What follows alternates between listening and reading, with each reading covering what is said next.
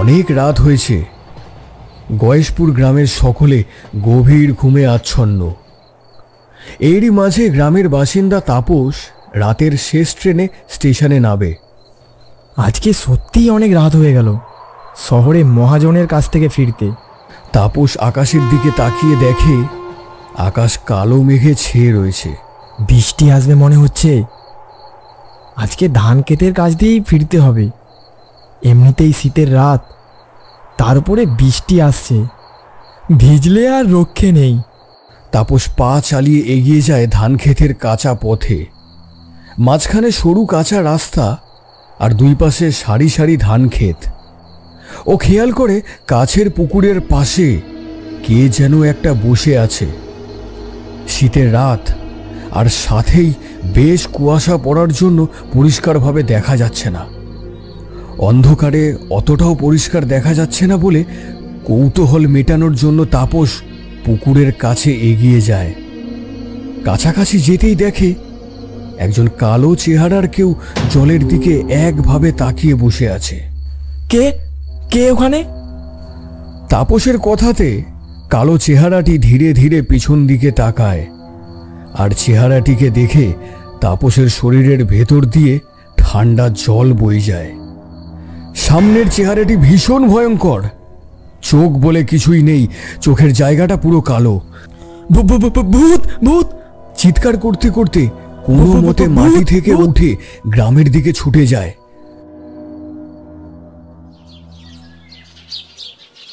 পরের দিন সকাল থেকেই সারা গয়েশপুর গ্রামে তাপসের কথা দাবানলের মতো ছড়িয়ে পড়ে। ছোট্ট গ্রামে খুব অল্প সময়ের মধ্যেই সকলে বিষয়টি জেনে যায়। এরপর থেকে শীতের রাতে যারাই ওই পথ দিয়ে যায় তারাই পুকুরের কাছে সেই ভয়ঙ্কর চেহারাকে দেখতে পায়। এমনই একদিন রাতে দুটি লোক ওই পুকুরের পাশ দিয়ে যাচ্ছিল। কাজটা তাড়াতাড়ি সেরে ফেলতে হবে। ওই তো পুকুরের মাঝখানে দেখা যাচ্ছে জিনিসটা, বসকে দিতে হবে। এই শীতের মধ্যেই আবার পুকুরে নামতে হবে, দূর কি কষ্ট। এই কে রে ওখানে বসে আছিস পুকুরের ওখানে? পুকুরের মাঝখানে থাকা ওই জিনিসটার দিকে তাকিয়ে আছিস কেন রে? ওটার দাম জানিস কত? বলতেই চেহারাটা ঘুরে বসে। এ যে কোনো জীবন্ত মানুষ নয় তা ওই দুজনেই বুঝতে পারে। তাও এর মধ্যে একজন লাঠি নিয়ে তেড়ে গেলে ওই কালো চেহারাটা একজনের ঘাড় টেনে ছিঁড়ে ফেলে। অন্য আরেকজন পালাতে যায়, তবে পারে না। ভয়ঙ্কর চেহারাটি পুকুরের জলে টেনে নেয় তাকেও, আর সাথে অন্য দেহটিকেও। তারপর সব শান্ত হয়ে যায়।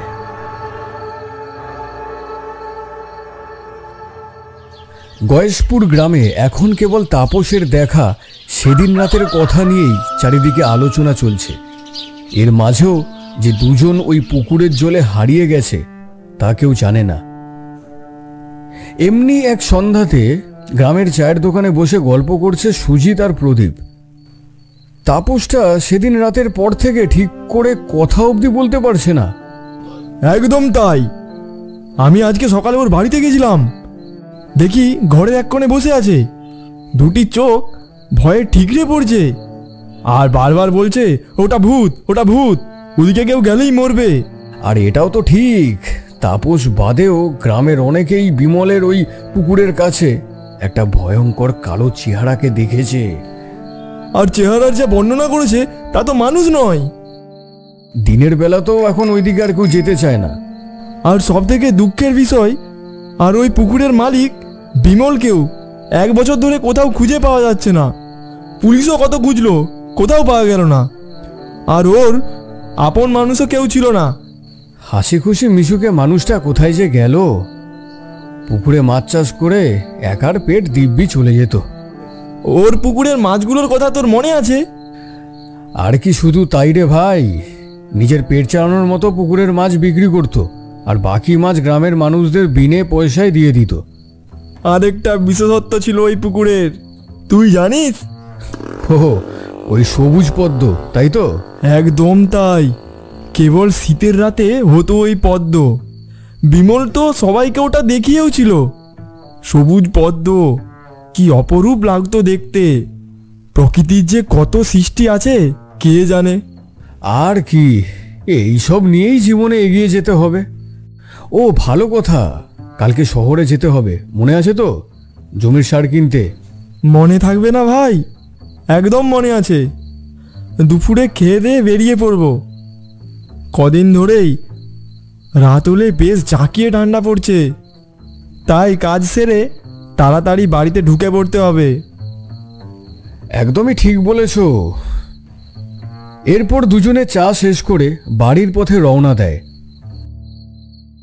পরের দিন সুজিত আর প্রদীপ যখন হাট থেকে সার কিনে ফেরে, তখন পৃথিবীর বুকে অন্ধকার নেমেছে। শহরের জ্যামে আটকে পড়ার জন্য বিকেলের ট্রেনটা মিস না করলে কখন বাড়িতে পৌঁছে যেতাম। সে তো ঠিকই বলেছিস। চল এখন তাড়াতাড়ি পা চালা।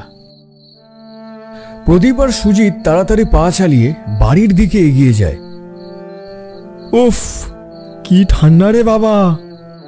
এই ঠান্ডার মধ্যে আর অতটা ঘুরে যেতে হবে না, জমির পাশ দিয়ে চলে যায়। চল। রাতের বেলা ওদিক দিয়ে যাবি? কোনো দিকে না তাকিয়ে পা চালিয়ে চলে গেলেই হলো। আর দুজন তো আছি, চল তবে। যেমন ভাবনা তেমন কাজ। প্রদীপ আর সুজিত মাঠের পথ দিয়ে চলতে শুরু করে। দুজনে কোনো দিকে না তাকিয়ে পা চালিয়ে চলতে থাকে। চলতে চলতে যখন সেই পুকুরটার কাছে পৌঁছায়, প্রদীপ, দেখ দেখ, ওই পুকুরে সবুজ পদ্ম ফুটেছে। শীতের রাতে চাঁদের আলো পড়ে কি মায়াবী লাগছে। এমন পদ্ম মনে হয় না পৃথিবীতে আর কোথাও আছে। আরে, পুকুরের সামনে ওটাকে বিমল। বিমল কি তবে ফিরে এলো? সব ভয় ভুলে দুজনে সেই দিকেই যায়। অন্ধকারে দুজনে সেদিকে তাকিয়ে থাকে। প্রথমে ঠিক বুঝতে না পারলেও কিছু সময় সেই দিকে তাকিয়ে চোখ সইতেই কি ভয়ঙ্কর চেহারা! বিমলের পুকুরের কাছে। তুমি কে? আমাদের বন্ধু নেই বলে রাতে মাছ চুরি করছো আর সবাইকে ভয় দেখাচ্ছ? সুজিতের কথাতে চেহারা সেই দিকে তাকায়, আর তার উপরে চাঁদের আলো পড়তে চেহারা পরিষ্কার হতেই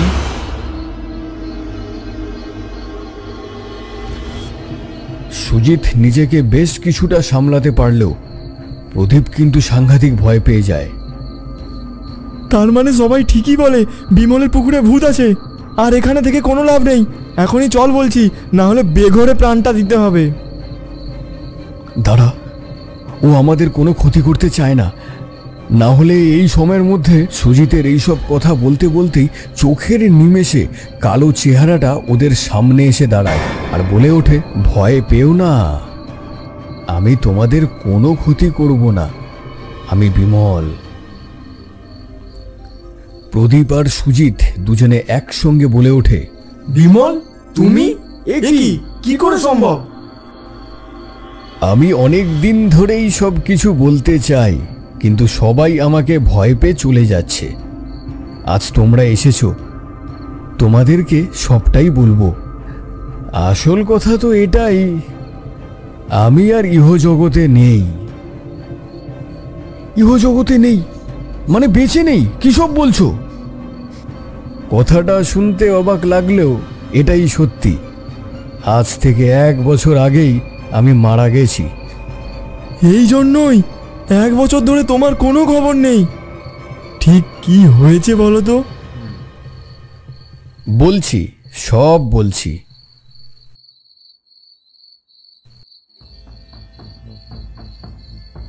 জমিদার মশাই, আপনি আমাকে ডেকেছেন খবর পেলাম।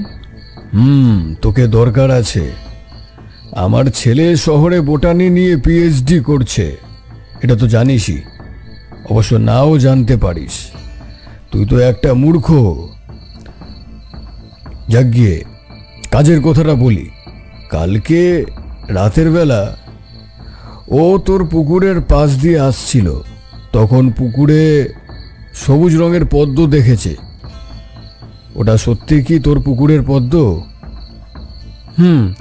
এই বছর থেকেই হতে দেখেছি। রাতে দেখেছি পুকুর পাহারা দেওয়ার সময়, সকালে আর থাকে না। আমিও সকালে গেছিলাম কিন্তু দেখতে পাইনি। আচ্ছা যাই হোক, তোকে 10,000 টাকা দিচ্ছি, ওই পুকুরটা আমাকে দিয়ে দে আর এই গ্রাম ছেড়ে দে। এমা, কিন্তু কেন? তুই মূর্খ অশিক্ষিত। তাও শোন, আমার ছেলে বলেছে ওই পদ্ম নাকি ভীষণ দামি, ভারতে কেবল 2টো জায়গাতেই পাওয়া যায়। তোর ওই পুকুরে কিভাবে ওই পদ্ম হলো, এটাই তো আশ্চর্যের বিষয়। ওর মধ্যে ক্যান্সারের প্রতিষেধক আছে। আমার ওটা চাই, ওগুলো বিক্রি করে ভালো আমদানি হবে। তাই যদি হয় তাহলে বিনা পয়সাতে আমি দিয়ে দেবো, যাতে গরিবরা চিকিৎসা পায়। তোকে গরিবের কথা ভাবতে হবে না, 10,000 টাকা নিয়ে কেটে পড়, তারপর আমি যা করার করব। গ্রামে সবাই জানে আপনি লোভী, স্বার্থপর, অন্যের জমি গ্রাস করাই আপনার কাজ। তবে এতটা নীচ জানতাম না। যত বড় মুখ নয় তত বড় কথা। একদম ঠিক বলছি। আপনাকে আমি ওই পুকুর আর বিশেষত ওই পদ্ম কোনোভাবেই দেব না। কালকে সকালেই শহরে গিয়ে এই কথাটা ডাক্তারদের জানাবো আর বিনামূল্যে ওই সব পদ্ম দিয়ে দেব। এই বলে বিমল চলে গেল। আচ্ছা, বেশ বেশ, ঠিক আছে, আমিও দেখছি। বিমল রাতে পুকুর পাড়ে পাহারা দিচ্ছে আর বিভোর হয়ে সেই পদ্মের দিকে তাকিয়ে আছে। এমন সময় জমিদার কজন লোককে নিয়ে ওখানে হাজির হয়। এ কি, এই সময় আপনারা? জানি তুই এখানেই থাকবি। বাহ, কি অপূর্ব পদ্ম! ওটা আমার, শুধুমাত্র আমার। প্রচুর টাকা কামাবো ওটা বিক্রি করে। আপনাকে তো আগেই বলেছি আমি ওটা বা আমার পুকুর বিক্রি করব না। তুই করবি না, তোর ঘাড় করবে। আজকেই তোর খেল খতম। এই অপদার্থের দল, দাঁড়িয়ে দেখছিস কি? মেরে ওটাকে পুকুরে ফেলে দে আর পদ্মটা নিয়ে আয়, যা। এরপর ঘটে গেল এক মর্মান্তিক দৃশ্য। জমিদারের লোকেরা বিমলকে ধরে পুকুরে ডুবিয়ে দিল। আশ্চর্যভাবে বিমলের লাশ জলে ডুবতেই পদ্মটাও আস্তে আস্তে জলের মধ্যে মিলিয়ে যায়। পদ্মটা হাতছাড়া হলো। যাক, আপত্তি আর নেই, কালকে আবার আসবো। এরপর থেকে পুকুরের কাছেই আমার আত্মা থেকে যায়। জমিদার অনেকবার লোক নিয়ে এসেছে, কিন্তু আমি কোনোভাবেই একটা পদ্মও নিতে দিইনি। এই তো জমিদার কালকে রাতে 2টো লোককে পাঠিয়েছিল, কিন্তু ওদেরকেও মেরে ফেলেছি, কেবল জমিদারটা বেঁচে গেল। এর শাস্তি জমিদারকে পেতেই হবে। কিন্তু কিভাবে? একটা উপায় আছে। জমিদার মশাই, ও জমিদার মশাই, দরজা খুলুন। উফ, এত রাতে আবার কে এলো? জমিদার গিয়ে দরজা খোলে। এ কি, সুজিত আর প্রদীপ, তোমরা এত রাতে, কি ব্যাপার? দেখুন জমিদার মশাই কি এনেছি। প্রদীপ হাতের পেছন থেকে বের করে আনে একটা সবুজ পদ্ম। এ কি, তোমরা এটা কি করে পেলে? ওখানে কি? হ্যাঁ, কিন্তু এটা নিয়ে আমি কি করব? এ কি বলছেন জমিদার মশাই? এটার জন্যই তো আপনি বিমলকে মারলেন। এসব কি ভুলভাল বকছিস? একদমই ঠিক বলছি।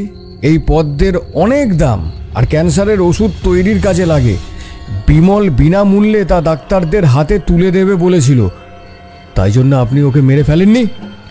কোথায় বিমলকে বাহবা দেবেন, যার অর্থের দরকার আপনার থেকেও বেশি, আর তার এত বড় মন, আর আপনি শালা এত লোভী। তোরা দেখছি আমার বিষয়ে অনেক বেশি জেনে গেছিস, তাই তোদেরকেও আজকে রাতেই খতম করব। তত সময় পদ্মের রূপ পরিবর্তন হতে শুরু করে আর তার থেকে বেরিয়ে আসে পুকুরে থাকা সেই ভয়ঙ্কর বিমলের চেহারা, যার আত্মা পদ্মের জন্যই আটকে আছে। কারোর হাতে হয়ে জমিদারের কাছে আসতে চাইছিল, আর সেই পথ করে দিয়েছে সুজিত আর প্রদীপ। ওরে বাবা রে, আমায় ছেড়ে দে, আমায় ছেড়ে দে, আমি বড় ভুল করে ফেলেছি, আমায় ছেড়ে দে। ভয়ঙ্কর চেহারাটি জমিদারকে শূন্যে ভাসিয়ে অঘরে ঘোরাতে থাকে। জমিদারের দেহ থেকে রক্ত টপটপ করে মাটিতে পড়তে থাকে। জমিদার কিছু সময়ের মধ্যেই মৃত্যুর কোলে ঢলে পড়ে। আজ আমার বড় শান্তি হলো রে। বিমল, তুই কোনো চিন্তা করিস না ভাই। ওই অমূল্য পদ্ম যেন ডাক্তারদের হাতে পৌঁছায় আর তার সৎ ব্যবহার হয়, সেই দায়িত্ব এই গ্রামের। যা। অসংখ্য ধন্যবাদ তোদেরকে, অসংখ্য ধন্যবাদ।